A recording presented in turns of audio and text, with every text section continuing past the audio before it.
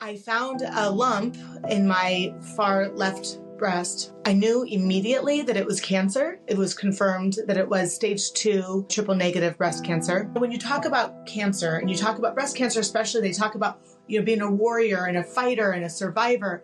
But when you're going through it, you don't feel like any of those things. I could not control the fact that I was going to lose my hair. I could control how. I never saw myself the same. When you lose your hair, you become an official cancer patient. Now, towards the end of my chemo, I got out of the shower and I caught a glimpse of myself in the mirror, and it startled me. I just didn't even recognize myself. I was so sick looking and bald and scars. And I stopped and I got closer to the mirror and I just looked into my eyes. I saw myself for the first time in a whole new way because I was sick and I was tired and I felt weak, my body, but inside I was stronger than I had ever been.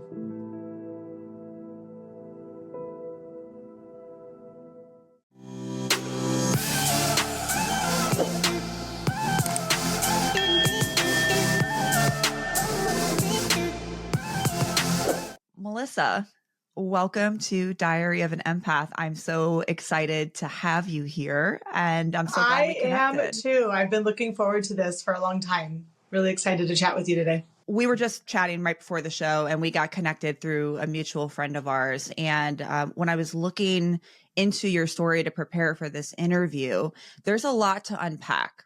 So I want to start here.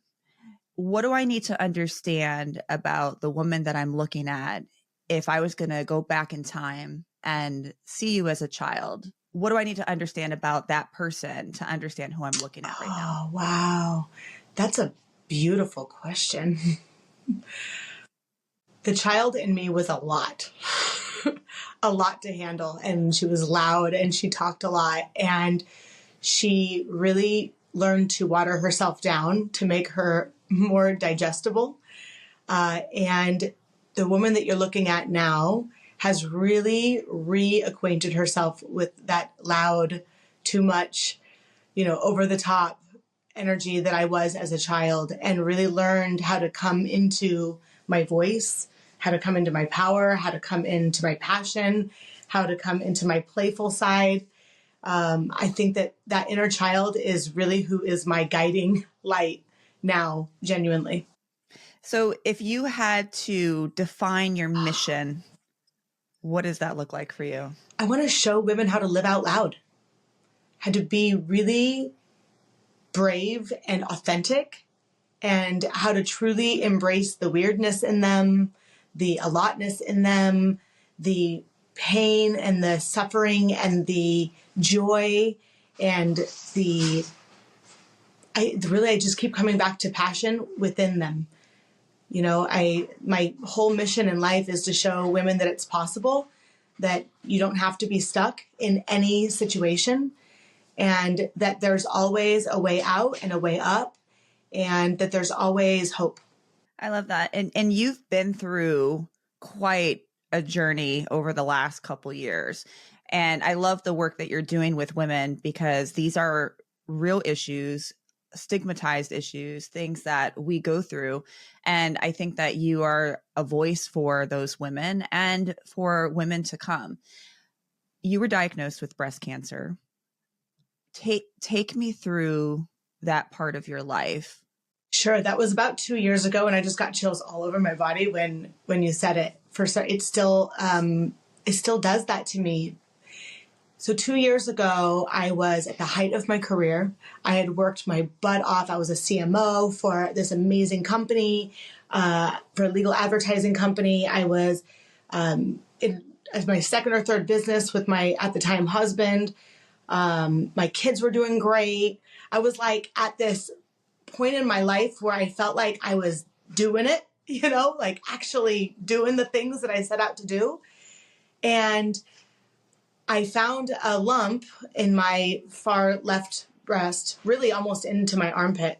And I knew immediately that it was cancer. And it wasn't really a why me moment. It was really a why now moment. And so at that moment that I got diagnosed, I was like, well, this is just another thing I'm going to just have to get over. And I'm just going to have to figure out how to work around this. And I found out the week of Thanksgiving that it was confirmed that it was stage 2 triple negative breast cancer. And I immediately scheduled my bilateral mastectomy. It was December 23rd. And I was pushing through it. I mean, I was hustling to get the house ready for Christmas so that the kids weren't affected for the holidays. You know, I was working overtime, making sure that like all of my projects were done before the new year, not knowing how sick it was going to be and how long it was going to take for me to recover. I ended up going to 2 conferences with my drains still attached after my mastectomy and my reconstruction. It was truly like I was burnt. I was just refusing to let this thing slow me down. And it was after my 3rd round of chemo, I ended up with a really horrific blood clot in my jugular. And truly, it almost killed me. I ended up in an emergency surgery. I ended up with COVID. I mean, it was literally that week after my 3rd treatment, it just knocked me out. It stopped me in my tracks and I wasn't allowed to fly. I had to cancel all of my plans over the next, 6 months, which I still had plans to go to every conference and every meeting, every leadership forum. I literally wasn't going to change any of my plans until the blood clot. And in the end, the blood clot ended up being my biggest messenger that was like, stop. You're quite literally killing yourself in order to keep up, in order to not let go, in order to accomplish these things. Like you're sacrificing everything. You're sacrificing yourself. And that became so like abruptly clear at that stage. And that's truly probably when my life really shifted. So you talked about not being able to slow down. I feel like there's a lot of us who go through life like that. I know I do. And we were talking before how we're both neurodivergent, total ADHD. And I think that's part of it, right? Isn't it crazy how you get this diagnosis that for most who don't have something like this would think it would just be like life-changing and devastating, which it is. But even throughout that, it's like that mindset to slow down still feels impossible. Why do you think that is? Why was it so hard, despite having a diagnosis, to actually say, maybe I should rest? I think as women, we all want to be it all. We want to be it all, have it all, do it all. And we can. We just don't need to do it all and be it all the time. We want to take on all of the responsibilities around the house, in our relationships, in our families, and then also at work and with our employees or with our colleagues. I mean, we literally take it all on thinking that that's just part of the responsibility of having it all. And it becomes really difficult to delegate it out or to let it go, because then what happens if that person's not going to do it the same as you? Or what happens if you delegate something like your household tasks, maybe, cooking or cleaning or whatever your responsibilities are at home? If you delegate that out, does that make you less of a woman? If you have to balance at work, and you leave early for practices or for games, does that make you a less valuable colleague or team member? As women, we just take on so many and assume all of these responsibilities all at the same time that it makes us feel like we're less than if we're not doing it all, or that we're somehow weak or incapable if we're not owning the responsibility of all these tasks. So I think it's really hard to do, because it's admitting that we're not doing it all. It's admitting that we might need help, which I have found, especially in my work since treatment, is the most profound concept, is just openly saying, hey, actually, I need help here. I need support here. And I think it's really hard for us to admit that, because we don't want what comes often unspoken when we do that. Take me through chemo. What was the hardest part for you? Because I can imagine, I was even listening to a podcast to prepare for this interview that you did.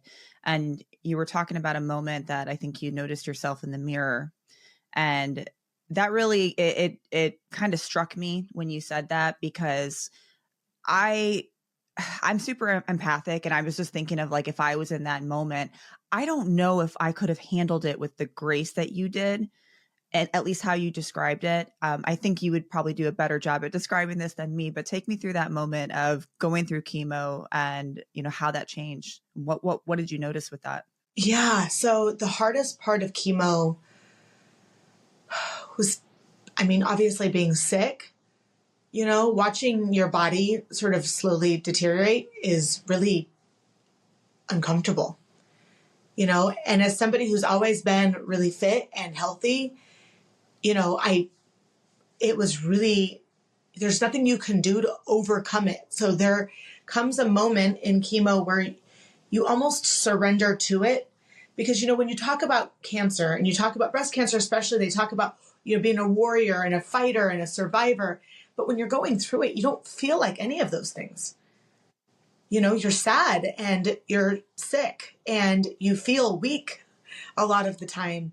And so it's kind of a mind trick a bit with that. So the hardest part for me was surrendering to the actual reality in that one particular moment, which is that I wasn't great and I often wasn't okay. But there were also moments throughout chemo that I was okay, that I recovered. If you were to watch my album, like a photo album in my phone, you would see me at 3 a.m. sick, taking pictures of my pills or taking pictures of my journal. Then you'd see me 2 hours later playing with the kids, maybe dropping them off at school. You'd see me 2 hours later sick again. And because I documented everything throughout.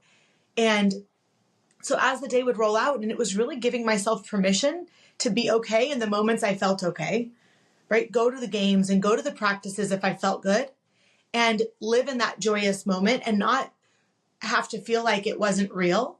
Really finding little inklings of joy that just made my heart happy, whether it was going to the beach or going to the park with the kids or going on a walk by myself or taking myself to my favorite coffee shop, and I would have a turmeric latte in the corner and read a book that they had on the shelf. Little moments that gave me like a little spark, And then another unique thing about my chemo experience was that very early on, I really connected with my energy. And I had a friend tell me, it's going to be really, really hard for you because you're used to having such an abundance of energy, to be able to acclimate to not having that energy. So as an extroverted extrovert, what I did was I called on my closest friends and family, and I said, listen, as an extroverted extrovert, what I need to give me energy in this time is I need you to show up and sign up to come to a chemo with me, bring drinks and snacks and activities, and curate it any way that you want. That was literally the only instruction I gave. And let's just have a few hours, like a happy hour, but in the infusion center. And so I had 8 rounds of chemo. I put this text out to my closest friends and family. And literally the way that they signed up was so powerful, because I got to see friends that I hadn't seen for 20 years that came out to visit me in the hospital and to do this with me. And, it wasn't quite the way that I anticipated turning 40, having all my friends together. But genuinely, it made me really look forward to each treatment. And even though inside of my body, I had all this anxiety about going into the infusion center, every week I was really excited about who I got to spend that time with. And it truly bonded us on a whole other level. And not just because they saw me in this really vulnerable place, but because we got to actually create some real joy, and oftentimes with other people in the infusion center also together. That community aspect that came out of that was really powerful. And that was enough to offset the really crappy parts of being sick and feeling sad and sort of living in the reality that I don't know that I'm going to make it out of this, but I know that my soul is expanding because of all these ways that these people are feeding love into me. Yeah, that's so beautiful. I was like getting teary eyed. So for me, 2 years ago, I found a tumor on my ovary, and I just had a feeling. I didn't have any like real significant symptoms. I had a lot of bloating, and I just had a feeling intuitively that there was something going on with one of my ovaries. I had to push and push and push because they did not want to do an MRI because my paps were normal. Pushed enough, they found the tumor. And of course, they did the surgery right away. And then in addition to that, getting my mammogram, they found a weird spot. So I had to get a biopsy. So this was all at the same time. Wow. And I remember when I was going through this, the level of anxiety and fear was really high because it runs in my family. We have Lynch syndrome and BRCA and all of that stuff. So for me, all of the women on my dad's side have all passed away of cancer before the age of 55. So Wow. immediately I started thinking about my daughter. And it wasn't until I got the surgery, they removed my ovary, had the biopsy. They're like, it's benign, so don't worry, it's okay. So was the other biopsy of the breast. But just going through that process and even losing an organ, I don't even think I was prepared at how my body was going to respond to losing a part of my body. And I ended up gaining weight. I just did not feel like I was myself. The body image issues that came for me throughout that next year were really, really challenging and difficult for me. And I'm curious for you, going through cancer, going through chemo, going through changes with your breasts, how did you overcome and deal with the body changes? Because it was really hard for me, and I didn't even go through it at the level that you did. And so I think it's important for somebody like you who's gone through someone that has gone through that to really give insight on how you overcame it. Yeah, it's a good question, and it's a big one. The breast cancer really takes away, really removes everything that we sort of associate with our femininity and our sexuality and our sensuality, right? Our hair, our eyelashes, our eyebrows, our breasts, our energy. And it's really raw. It's really raw. And I would say how I overcame it was twofold. The first thing that I did when I knew I was going to lose my hair, I decided there are certain things that I can control and there's certain things that I could not. I could not control the fact that I was going to lose my hair. I could control how I was going to lose it, and then I could control how I adjusted to it after. So for my shave day, I actually scheduled a shave day, and I booked this really amazing woman in San Francisco who's just edgy and fun. And I took over a little corner of a salon, and I brought music and my favorite champagne, and I invited people to come out that I knew would have that really lighthearted, fun, energetic, energy into the salon. And when we started cutting my hair, I had really long hair for like all my life down to my hips. We started by just bringing it up. I tried out all these different crazy hairstyles that maybe I would have never been bold enough to do, all the way up until we got to like a roller derby, kind of funky, vibey. Then I did a side shave, and then I went down to a full mohawk. And then we went to the final moment, was the actual mohawk, and I'll never forget it. It's like I closed my eyes, and when I opened it, it was like, let's go. And I just pierced my eyeballs at the time. And right when that happened, the song I Am Woman came on my playlist, exactly that moment. And it was just like, I still have chills even talking about it. It was literally the most pivotal moment. There's that moment that before that and the moment after that. And I never saw myself the same. When you lose your hair, you become an official cancer patient. Not that I wasn't before, but you look like it. You can't walk around like you're healthy and kind of pretend like everything is okay, because now you're bald. And people know, you get the sad eyes everywhere you go. So that moment, though, being around all those people and being around and having that music and having the woman who was even cutting my hair energetically all kind of feeding me this positivity and this really powerful energy, it really helped me embrace that moment.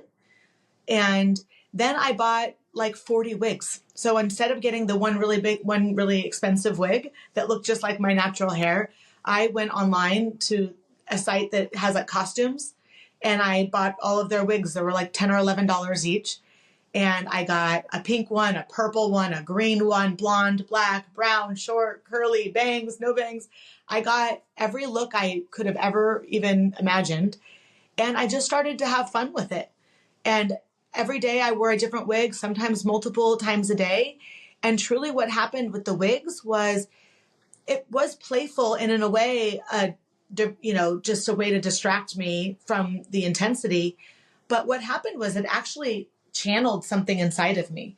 When I wore my purple wig, her name was Destiny. She was bold and playful and fun, and she got a certain kind of attention. And people were fun and playful and joyous with me, and I wore a silk scarf some days with big hoop earrings that kind of channeled Eve. And so every time I walked around, I'd listen to Eve on my playlist and just channeled that like badass energy. I had a long pink one. I called her Roxy. She was a rock star. I had one that was like a red ombre. I called her Vitamin C, and she just looked kind of hipster. And again, all of these different wigs carried a different energy, and I was treated differently according to which wig I was wearing. My favorite one was a blonde bob. I called her Zoe Zaffron de Chanel. And she was my dreamer. She was like a business centric. The attention that she got when she walked into a room was bossy. And she really helped me sort of channel that bossy energy. So, going through all of those changes, there was something that was happening inside of me that was allowing me to sort of embrace all these different personality traits. And by the end, I was going around without any wigs on, and I was able to deal with the sad eyes. I was able to sort of harness my own energy outside of what maybe I looked like. And that really helped empower me in a really big way. And then you mentioned earlier about the time I looked in the mirror. And that's another big piece of it. That moment was towards the end of my chemo. I got out of the shower and I caught a glimpse of myself in the mirror, and it like startled me. And I just looked in the mirror, and I just didn't even recognize myself. I was so sick looking and bald and scars, my port scars, my breast scars, no facial hair, lots of sunspots from the chemo. And it like stopped me in my tracks. And I literally. That's how I felt in the mirror, and I didn't even have cancer. Right? And I stopped, and I got like closer to the mirror, and I just looked into my eyes, and I got really emotional. And it was like I saw myself for the first time in a whole new way, because I was sick and I was tired and I felt weak, my body, but inside I was stronger than I had ever been and more powerful than I ever imagined. And it was like scars and all, they all told this story of that was the warrior. That's where that warrior comes from. It's like, no matter how beaten down you are, at the end, it's like you are so fierce in your soul. And it stopped mattering to me then what my breasts looked like. In a way, I've almost become protective of my scars, and I really honor them. I bought these prosthetic nipples thinking that I would want to wear those, and I put them on, and it was just strange for me. It felt like somebody was staring at me in the mirror. So there were certain things that, like, everybody recovers from this differently. I know women that chose reconstruction and women that didn't. I know women that chose nipple sparing, and I know women that didn't. I know women that wear the prosthetic nipples, and I know women that don't. And I know women that want their breasts to look exactly perfect and exactly the way that they looked before. And I know women that have zero interest in even having a conversation about them. I think that what we all have to do is find our own piece, what resonates with us, and to really empower ourselves to make the choice to say, this is my body, and how I heal from it and how I look at it and how I talk to it and how I hold it is mine. And that is something that I'm working really hard to just not let go of. Did you guys know that I'm not only a therapist, but I'm also a coach and a professional tarot reader? Now, it's not exactly me hovering over a crystal ball telling your future. It's a way to connect with your guides on life issues such as career and love and spirituality. And sometimes people need one-on-one coaching to help them through breakups, toxic relationships, healing the mother wound, their spiritual path, or navigating tools as an empath. So I do all of these things to help my clients pursue life and decisions and understand themselves. So if you are interested in one-on-one coaching or a tarot reading, click the link below to get started. Okay, back to the podcast. I'm like crying because, well, for a couple of reasons. A, it's hard hearing that because I empathize so much with it, but like I didn't have cancer, but going through big body changes and the scare of like having cancer in my family and then having my ovary taken out, I didn't recognize myself at one point. And I remember, God, I'm still getting emotional trying to interview. I remember going past the mirror and I remember stopping and I did not recognize myself. And it was like at that moment too that, and it was like the day before I had just did a podcast on body image too. So it really messed with my head, but it made me realize like how much I identified with how I looked. And I'm like, God, this is not what I would want for my daughter. Like I know I'm more than my body. So why am I so emotional from this change, you know? And it makes me think hearing your story, like, God, I need to like, I need to be grateful for the body that I have, for the healthy body that I have, not because I gained 15 pounds, because I literally had an organ cut out of my body that is like important for your hormones, right? But they don't prepare you when you lose a body part. You know, I thought just like losing an ovary would be, I'd recover and I'd be fine. I'd go about my life. There's just something about losing a part of you and then going through the shifts and the changes and then all of a sudden being jumped in like to pre-menopause and all the changes you don't expect, you know, and it feels so different. You're so right. And you know? I do feel like so I empathize so much. You're so right. And I do feel like this is where we need to make some changes in our medical experience, is that there's so much attention brought to the superficiality of the aesthetics of the change and not enough attention and energy being invested into the physiological, the metaphysical, the psychological, the emotional impact of what we experience as patients. And truly, that's why I talk so openly about it. It's why I have photos openly displayed of my breasts after my mastectomy. I want to normalize what our experience is so that we can have more conversations like this, because it's not just me and you. There's thousands of women that are experiencing this every day and not knowing how to balance what they're upset about from a superficial or from a physical perspective with what they're experiencing on the inside, psychologically and emotionally, you know, and then truly how to get support for that in a way that's not this toxic positivity with this positive body image. It's not even like positive body imagery. It's really, truly just body love for what our body is outside of its sexuality, sensuality, or even sexual function. You know, when it comes to childbearing or child supporting or rearing, there's so many other attributes, you know, other pieces of us that need to be nurtured. And so much of that you talked about perimenopause.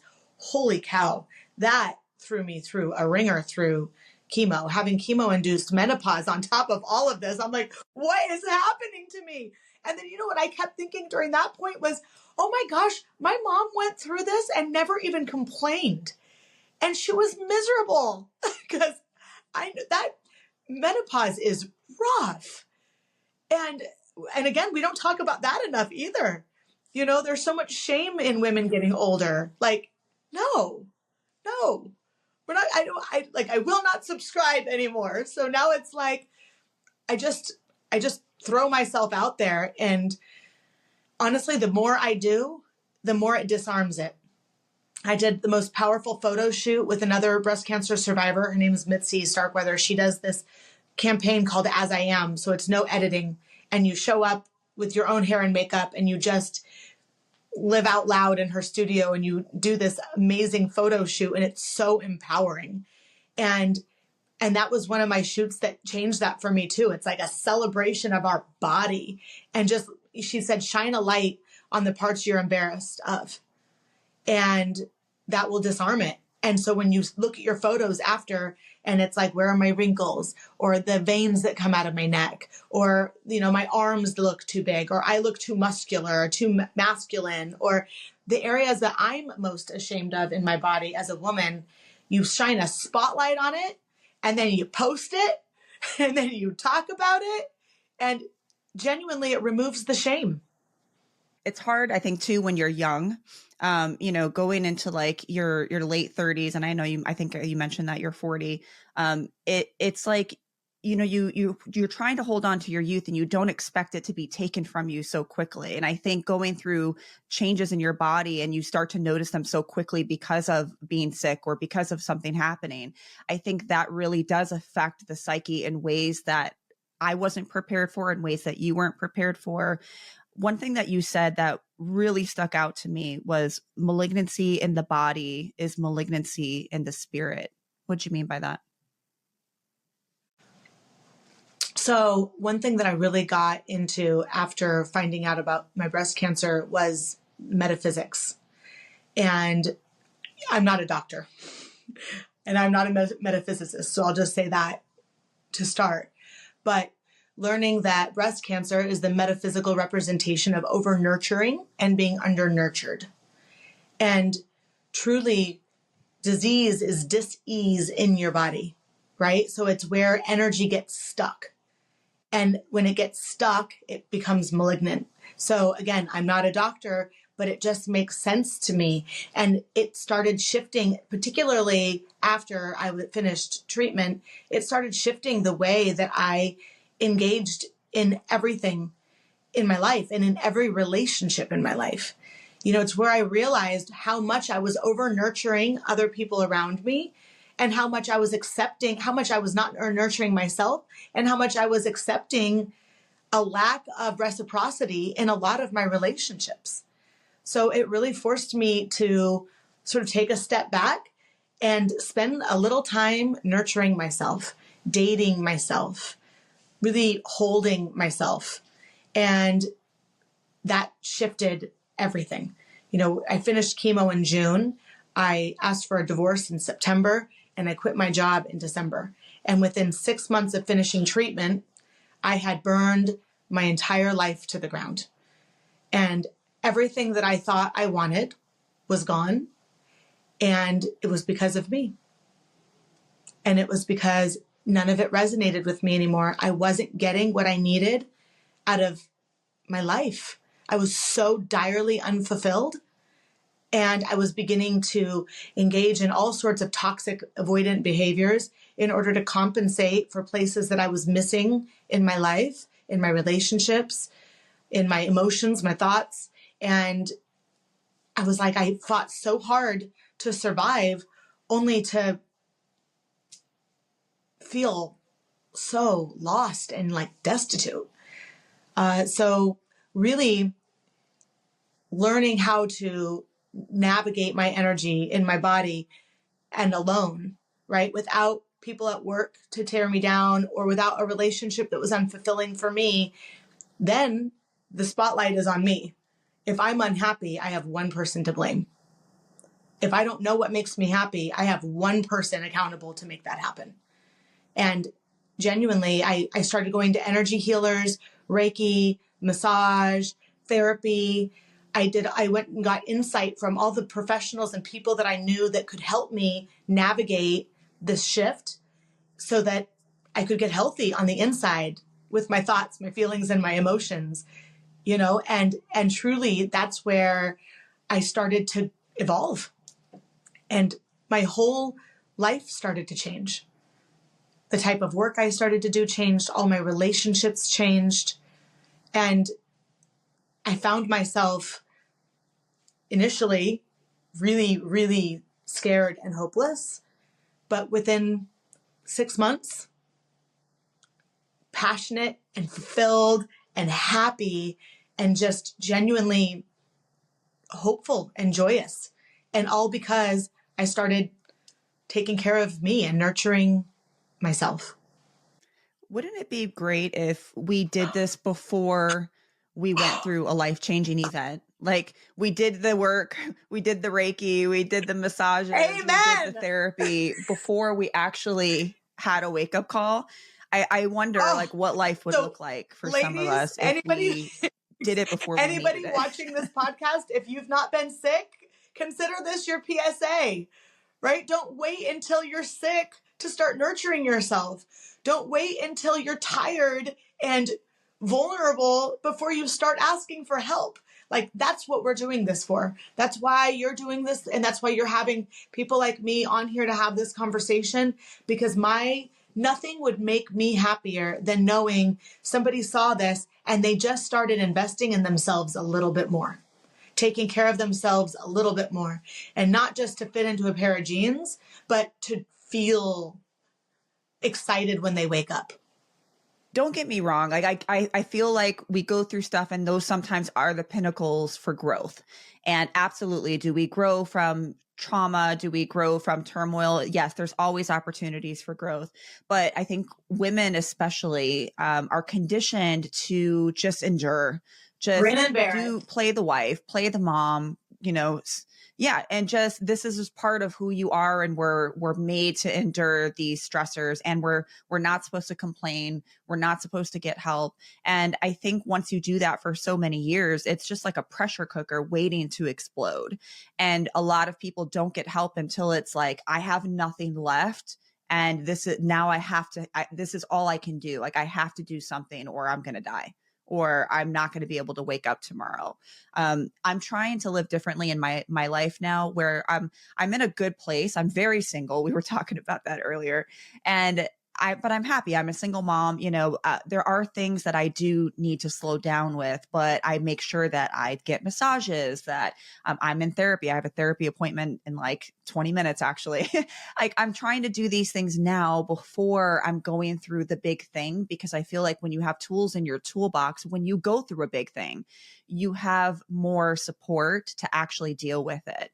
And just like I heard your story, you had this community, which, thank God for your community, right? That helped you get through some of the really difficult times in your life. I'm curious for you, when you think about this past 2 years and this journey for you, what lessons do you take from this, and what lessons and advice do you want to give to anybody listening? When I was going through this whole experience, I journaled a lot. I took video journals and I did a lot of written journals. And what I've spent my time doing over the last year is literally writing these survival guides that are a culmination of resources, journal prompts, challenges, action items, ways that we can integrate some of the things that I learned along the way. So the first one is about, how do you live through a diagnosis like this? How do you come to a place of acceptance? How do you create a system of support?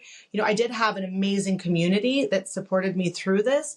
However, where there's not an individual to take on a role to support you, there's an organization or a foundation or a volunteer or a program that's intended to solve that problem. So it's creating a system of support for yourself where you can truly create space and reprieve some of the responsibility onto other people, places, or things, right? So it would be definitely to look into those survival guides once I have them going, which should be in the next few weeks. And then really taking an action every day to show up for yourself, and really creating a daily ritual to connect with who you are and to connect with what you want. And, we talked about being single, and I'm single also, and dating, and what we want out of a relationship, and being really clear about not only what we want, but what we're willing to bring to the table. I always say that you could almost follow my last couple of years being single through the men that I've dated, right? And you can get a sense of where I was in that particular stage of healing. And it's really beautiful because you mirror back what you're putting out there in every relationship. So if you don't like the friendships that you have, consider how you're showing up. If you don't like the people that you're attracting when it comes to dating, then consider how you're showing up. And it's writing a list of everything you want out of a partner and out of a friend and out of a colleague and out of an employee, out of a boss, out of a whatever. And then making sure, going back through that list and taking a look in the mirror and taking a toll on how many of those qualities are you presenting, are you bringing to the table, so that you're really showing up at the same capacity that you're asking to receive. And I would say another piece that I learned so much this year that saved me so much heartache is to ditch the expectations of how you think things are supposed to be and how they're supposed to look and how you're supposed to accomplish them. Just abandon the expectations and truly live in a moment where you feel respected and seen and heard and energized. And if you keep following those things, I call it the open doors. If you keep following those open doors, you're going to get to exactly where you're supposed to be. And once we get attached to the outcome or attached to that relationship or attached to that thing, it starts to weigh us down because maybe it's not meant for us. And that's the only way to really come to acceptance. And I think it's really the way to evolve, and to elevate yourself. It's just that constant commitment to yourself. Melissa, thank you. Thank you for the work that you do. Thank you for being a voice to women that are going through this, women who have gone through this, women who will go through this. And hopefully somebody listening, this might even save a life. Like truly, that this makes us really think about our bodies and to check our bodies and to make sure that we're trusting our intuition, that we're keeping up with our health to take care of ourselves. Not just with breast cancer, but with people who are going through depression or who are going through other illnesses. And what you're doing matters. It matters for humanity. It matters for women. It matters, just to be a voice of logic and reason and hope. So thank you. This was a very enlightening conversation for me. Obviously, I'm trying to interview and I'm over here emotional. Thank you so much for coming on the show. Thank you. Well, and thank you for creating the space and having the platform for us to have these conversations and for keeping it so real. I mean, that's what we have to do, and the commitment that you're creating in doing that and being so open about your experience and your diagnosis and where you struggled. I think it's really powerful. And by us having these conversations, and we can normalize it for other women. I mean, if we help one person that listens to this podcast today, to me, then we've done what we're supposed to do today. And if that one person does the same thing, it's, we're all part of the same humanity. And the more we nurture ourselves, the more we nurture each other. And it sounds so cliche, but truly, I think it's the key, it's the trick to creating peace on Earth, with an Earth that doesn't feel very peaceful right now. And to me, it starts with us every single day showing up in a new way. So thank you for that. Thank you. And I'm going to link everything for you guys to follow Melissa. She does retreats. She's got these survival guides coming out. Amazing work. So make sure you check out the show notes below, and see you guys on the next episode of Diary of an Empath.